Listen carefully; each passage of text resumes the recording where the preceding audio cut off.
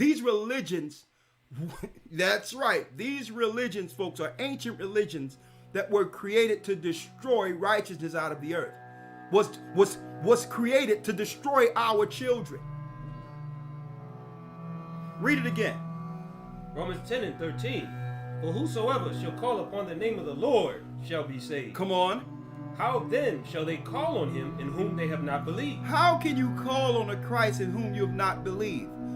What is it that you've been, think about it. Suppose you've been taught another Christ. Just hypothetically here. Suppose you believe that Christ was born December 25th and is about to celebrate Christmas. That's not the Christ that we read of in the Bible. Christ wasn't born on December 25th. That was incarnate of Nimrod, which is Tammuz. Satan's son. Has nothing to do with Christ. So how can you call on the name of a Christ whom you have not believed when you've been taught another Christ by pagans?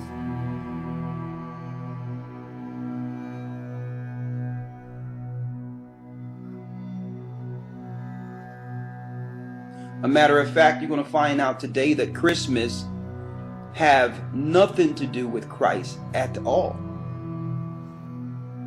So the question is, especially to the Christians who might run into this video, are we following the Christ of the Bible, or are we following the gods of our conquerors? Or are we worshiping the gods of our conquerors?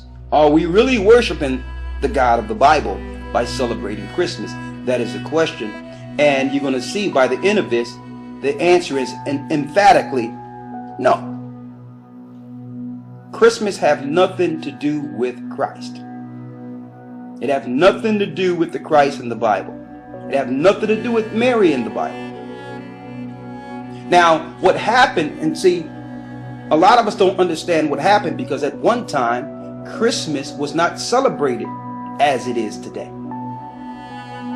What happened was, under Sigmund Freud and his people, which were straight psychologists, they came up with a new program in the turn of the 20th century.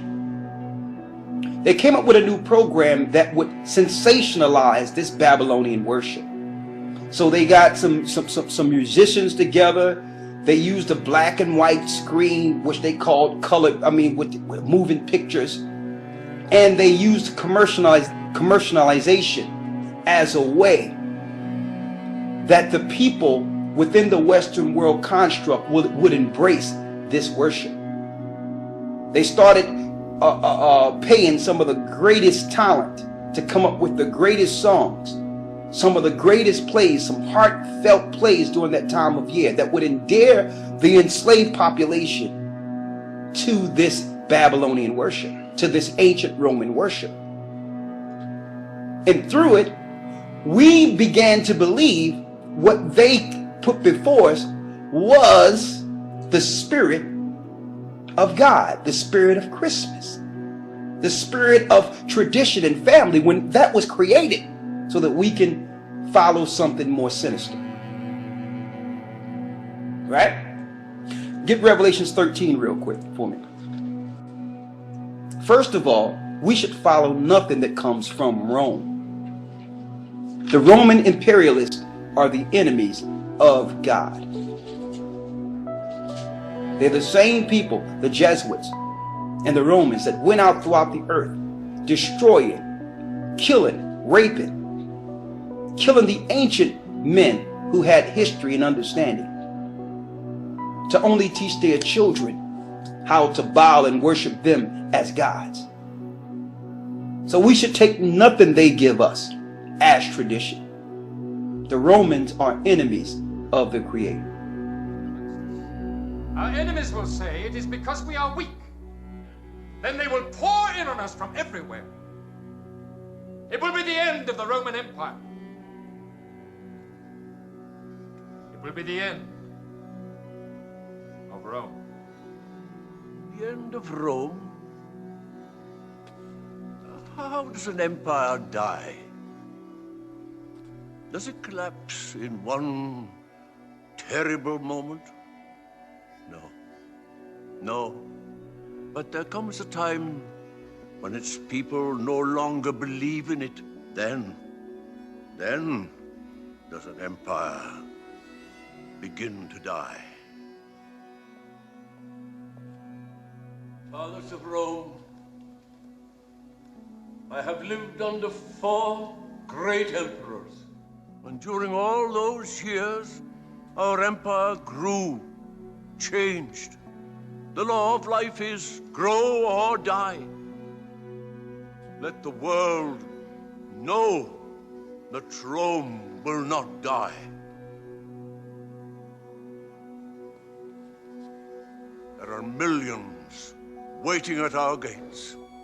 If we do not open these gates, they will break them down and destroy us. But instead, let us grow ever bigger, ever greater.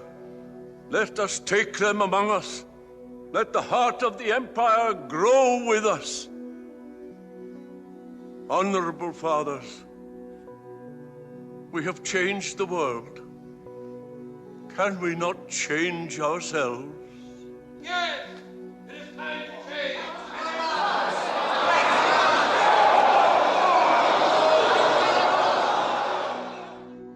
It was never about Christ. And some people try to claim, well, I'm just dealing with the reason for the season and I want to bring it back to what it used to be. Christmas was never about Christ. So what are you bringing it back to? Talking about you're going to bring Christ back in Christmas. Christ was never in Christmas. Read. How shall I pardon thee for this? The Most High asked us. He told us. How shall he pardon us for this? We began to follow the ways of the Babylonians. Read. Thy children have forsaken me. Thy children have forsaken me. And sworn by them that are no gods. And have sworn by them that are no gods. God didn't give you Christmas. Christ didn't give you. Christ never said, make a day to celebrate for me. Did he? No. Someone brought you a philosophy, and there's something behind that. But go ahead. Back to Isaiah 29:10. For the Lord hath poured out upon you the spirit of deep sleep. Because you've drunken on that wine, now you're walking around in a sleep, a slumber. That was the purpose of the Roman imperialist. They can only rule over you through ignorance. You must be void of your history and understanding, and be void of your holy days to follow. Understand this, that the majority of the world, especially the Western world, have been conquered by Romans.